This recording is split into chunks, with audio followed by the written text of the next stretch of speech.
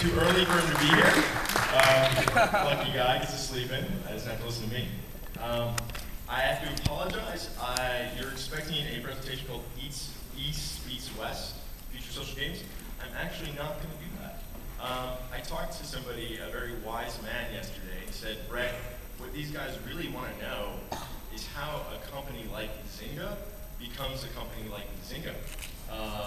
And so I guess this is totally unprepared, and I may ramble and meander a little bit, but I'm going to kind of tell you some of the things that I've learned from being inside that beast. And for you guys who don't know about Zynga, Zynga is the fastest growing company Kleiner Perkins has ever invested in. Kleiner Perkins is one of the premier Silicon Valley investment funds. So they've invested in some names you're probably familiar with: Amazon, Google, Sun Microsystems, Intuit. Zynga has actually grown faster than any of those companies ever. Thank you.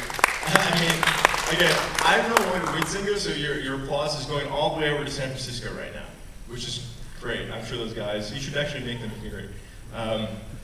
So let me kind of explain, I think, what makes a successful startup, and in particular, why Zynga has those qualities. And so every story kind of has a hero, and I wish this one was me, but it's actually a guy named Mark Pincus. And so Mark Pincus is the CEO of Zynga, and he's a successful serial entrepreneur. He had started a company way back in the 90s, sold it, became rich, didn't have to do anything else again, but of course he did.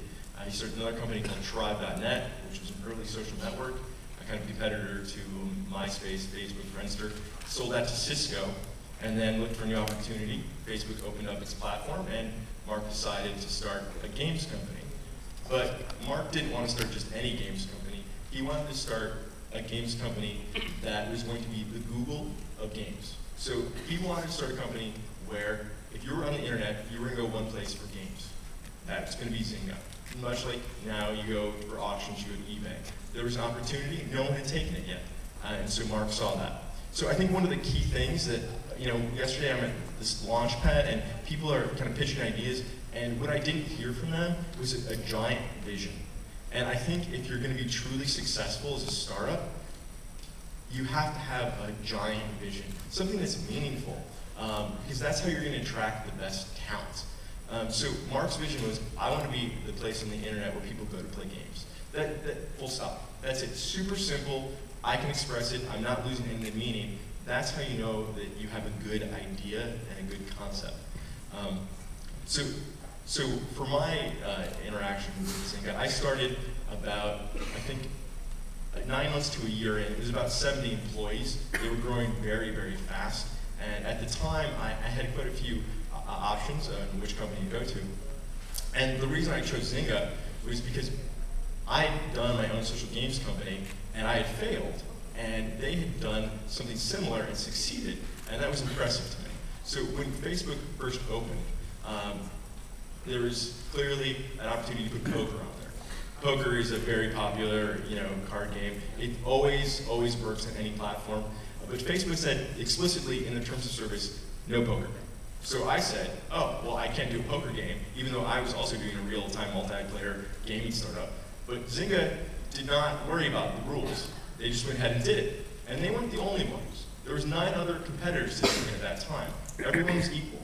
Now those are all gone, and Zynga was the only guys who wanted poker. And that was clear 6 months in. And why is that? Because they execute better than anybody. So they saw the opportunity, they saw poker, and they said, we need to do it.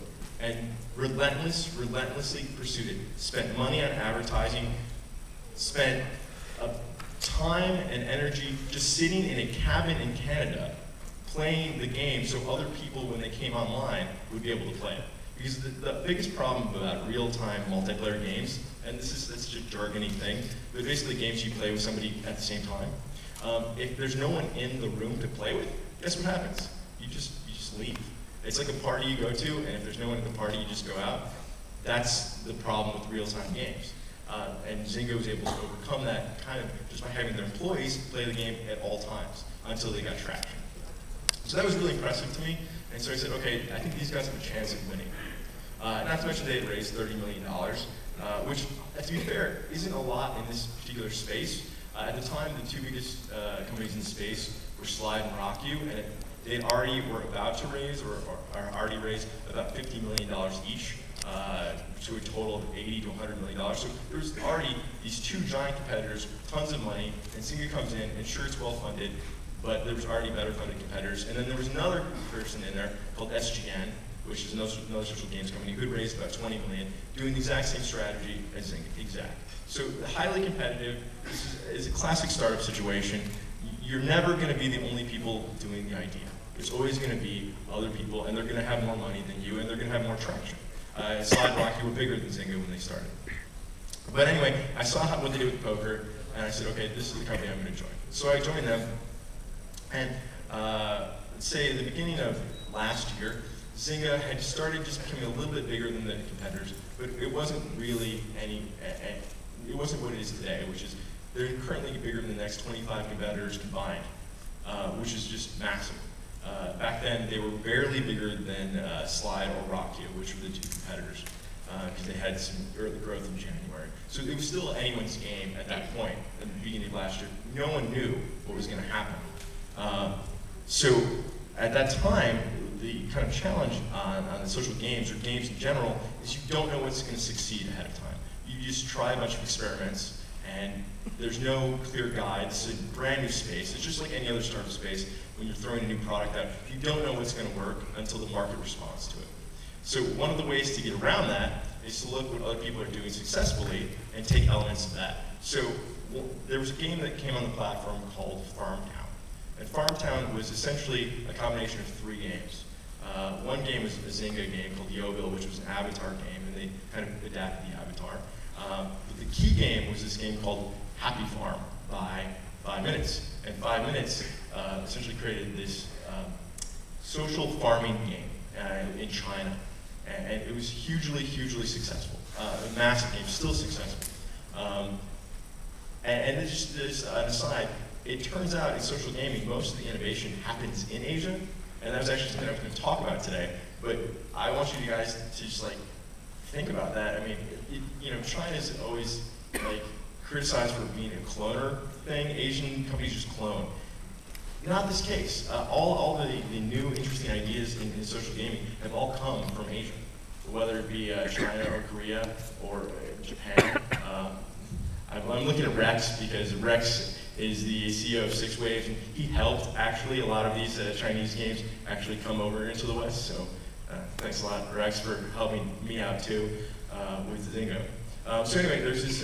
And then there's a third game. So the first two, Yo-Bill, Happy Farm, and then a third one called Little Green Patch, which honestly wasn't much of a game, but what it had was this thing called gifting.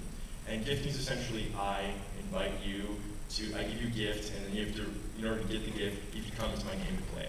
And that was huge, and at the time, they had 1 million users, and they were one of the biggest games on the platform, right underneath Farmtown, which had 2 million. So clearly, Zynga had to do a farm game. So they went out, and the entire company said, okay, we're going to focus on building a farm game. And this is one thing that you learn at a great startup, is when you see an opportunity, you take every single resource you have, and you pursue it. You don't get distracted by the things that already work. Zynga killed games. Killed games that just weren't super successful to put resources on this thing, which was clearly going to be the next hit. So it took a couple months of grinding to get that game to where it was. There was an acquisition involved, and I'm not going to talk about that because I helped with that, and that would be self-aggrandizing. But in any case, they were ready to launch around June. So to give you a sense of the expectations of Farmville, they were hoping that they would get 1 million users in the first month, 1 million installs, which back then was a lot. Because it took Farmtown about 6 months to get 2 million. So there was a bet one executive made, so this is a challenge rather to the team that built it, that if you can get 1 million installs in 1 week, then I will take you to whatever restaurant you want. And they said, well, we want to go to French Laundry, which in the United States is like this incredibly high 4-star restaurant, super expensive, and